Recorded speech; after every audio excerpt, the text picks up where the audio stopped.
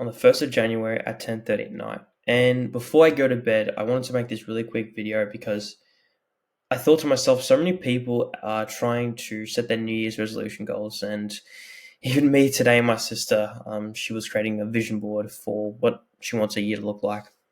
And I just think it's just really the wrong way to go about it. And if I really had to achieve my goals and like genuinely reach my goals, and probably sooner rather than later, and not even take a year, but less than a year, I would honestly do this. And I want to share these 3 quotes and why this is the most important thing that you could listen to and be worth your time. Here we go. So the quote is right here, and I'm going to say it a couple of times because it didn't click with me when I first read it, but I think about it more often now than ever when things really get tough. And it's this: he who has a why to live can bear almost anyhow. And the reason I think about this is most people that are watching this are either got a personal goal or starting an online business. And I want to tell you that most things you've been told in this online space is for the benefit of not you, but the person making the video. And the thing with this video is that I only want it to benefit you and not the other way around. The only benefit I'm getting is that I'm recording myself and I can look back someday and say, hey, this is what I've learned throughout this year, and this is what I'm going to do to make it a better year next year. So the reason this works is a couple things.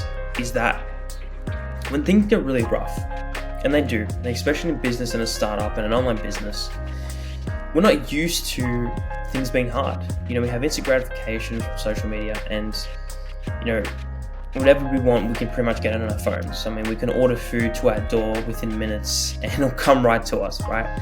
Most of the world's problems have been solved, and life is all about doing less, right? And as soon as we get into business, it's a huge shift in a mindset. So if I really had to say, well, how do I get ahead of 99% of people who fail their New Year's resolution within the first 1 to 2 weeks, right? They go start the gym, they maybe want to pick up a side hustle, they start that business that they've always had in their mind, and they finally do it. But I really want you to go somewhere. Maybe it's have a walk in the park, right? Go outside, separate yourself from your busy household, go somewhere quiet, maybe put some noise cancelling headphones on, put your phone away, and just seriously ask yourself why am I doing what I'm doing, right? Why am I doing this? Why? And you need this isn't something that will happen in a day, but you just need to keep referring to this anytime something gets hard. Is why am I doing this? And I've got a list of reasons of why you should start a business and the reasons you should start a business. And if one of these reasons are you right now, that's okay. This is what shouldn't happen, but I'll give you a reason why you should start a business. Okay, so here's some of the wrong reasons I've come up to why people start a business. The first thing is pretty obvious, is money, right? People want more money and they don't want to be paid on their time. Another kind of common thing, not as common, but different online businesses kind of require this, is fame. So you might have a viral TikTok video from like e-commerce, or you might want to become a content creator, something like that. And that's what you might be chasing. Another thing that comes with money is obviously status. That's obviously something that a lot of people chase because they've created something and now they're known as a billionaire or a millionaire, or they're known as the person that did that thing, right? And then the last one, guys or girls out there, to attract the other person, right? To become more worthy to be able to talk to someone. And I just think that these are all such the wrong reasons. And why is that the case? Well, it's because you are only thinking about yourself. Why is it about you?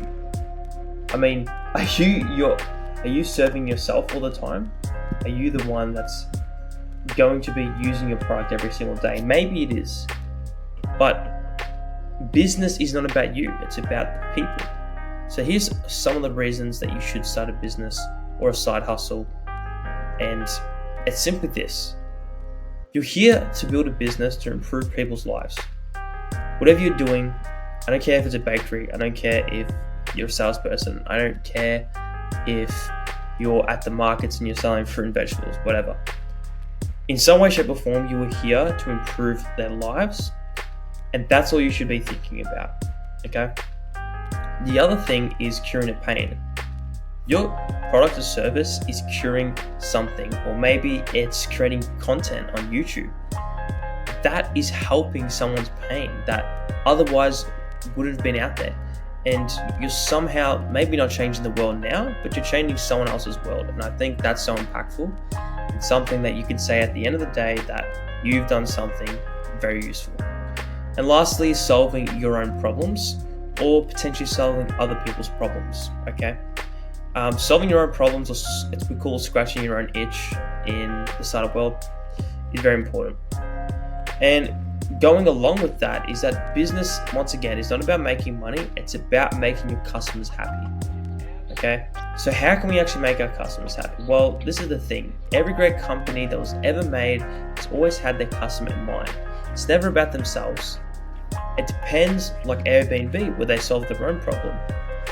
They wanted to make affordable housing from when people go on business trips and not have to rent hotels, and an easy way for people to host and rent out a bedroom.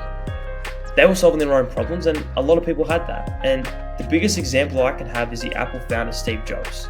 I mean, most of you people are probably watching on an iPhone or some sort of Apple product. And what he did well was just being obsessed with his customer. Absolutely obsessed. I mean, no one in the world was obsessed as much as he was with the customer experience. And if you are your own customer, it makes life a lot easier, because when things get tough, you're having fun, you're enjoying it, because you're helping yourself and people like you, right? And you know that customers, you need to know your customers better than anyone else, like the back of your hand. You need to know customers better than they know themselves. You need to know their pain and a solution that you can provide to them, whether that be a service, whether that be a product. I don't really care. What is important is that this will help you a lot with people, and finding out your why is probably the biggest thing that can push you through those moments, right? Another thing with me was that, when things got really rough, I'm like, why am I putting this out on myself? It's for my customers, not me. And that personally is what helps me push forward. And this was another realization that I really liked. And it was a quote from Frank D. Roosevelt. And he said, "A smooth sea never made a skilled sailor." And if you don't get that, let me put that in an example or scenario. So imagine if you were a salesperson and you and a friend started at the same time. Now, you've got no sales in your first year, nothing, zero, right? You're just on a retainer, or you're just getting paid an hourly rate. But your coworker seemed to join and he's on fire. I mean, let's just say he's making 3 sales a month, right? He's, getting heaps of money, right? And you're just sitting there and you're like, how is this even possible? So my question to you is, who would you rather be in this situation? All right, let's say, who would you rather be 10 years from now? Well, I know most of you are probably going to say the guy that's on fire, but here's what I've got to say to that. And what I've learned is that most people, want to be that sales guy that's on fire. But what they don't know is that while he's successful now, he wouldn't know how to replicate the success. Maybe he does, but most likely he doesn't, right? It's kind of a fluke. Maybe it was great timing. Maybe he knew some more family members. But does he know the ropes of sales and that company? Right? You started only at the same time. What you can do is, the other guy that didn't get any sales will read all the sales books. He'll know how to read people, psychology books, trainings, webinars, seminars. He'll invest in himself. And I just think that's a blessing in disguise, because if you simply were winning, that's great. It's great for your self-esteem. It's great for your ego. I get it. But if you really want to become like that top 1%, you need to know the ins and outs, and it's inevitable.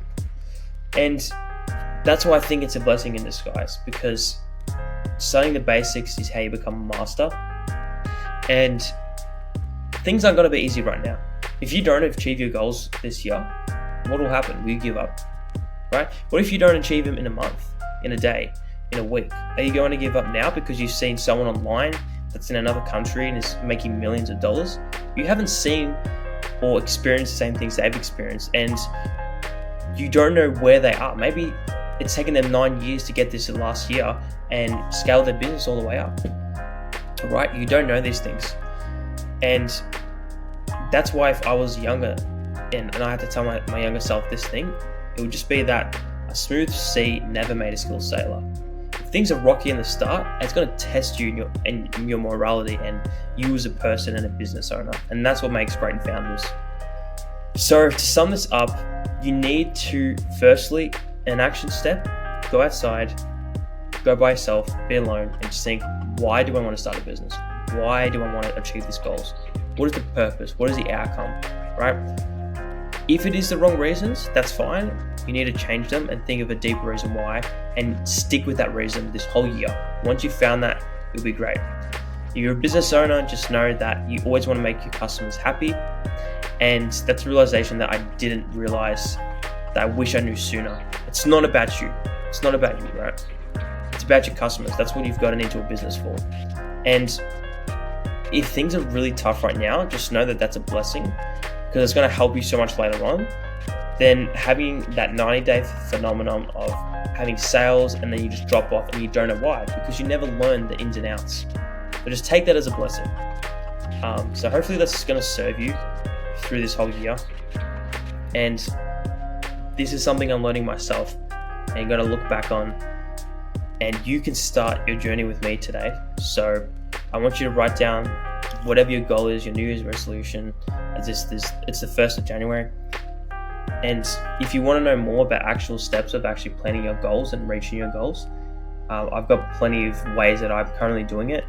And I'd love to hear your thoughts and sharing what you'd like, okay? And if you really enjoy this content, then obviously subscribe, because I'm going to be making more content like this every second night. So yeah, just remember, he who has a why to live can bear almost anyhow.